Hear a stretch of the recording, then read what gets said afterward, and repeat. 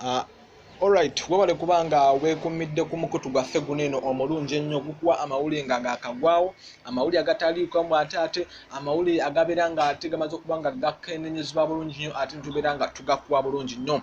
Naye byonna byonna sooka osubscribinge. First subscribe on our YouTube channel. Wansi awo olaba akantu akamyufu konawo bukonyi papa ate ogenda kuba ofuna notifications nga zaakagwawo. Nga bulijjo ntera nentumirako ku mikwano gyange abali e Qatar, Saudi Arabia, Dubai, Oman mbaagala nnyo.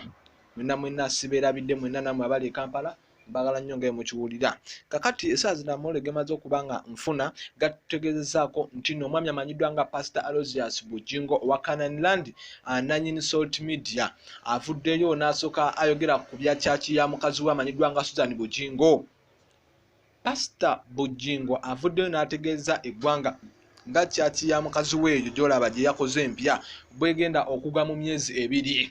Abantu bedda beebuuza omusajja lwaki ayogera bw'atyo. N'agamba nti nno omukazi yanneewaggulako yagaana okubeera mukere mu kyaki yaffe tukulakulanye kyaki tubeere nga ate tulaga endiga ekkuba ettuufu, naye yagenda kwemakula n'agenda n'endiga zange. Ebyasize okuba nga biruma Pastor Bujingo kwe kubanga omukyala Susan yagenze n'endiga.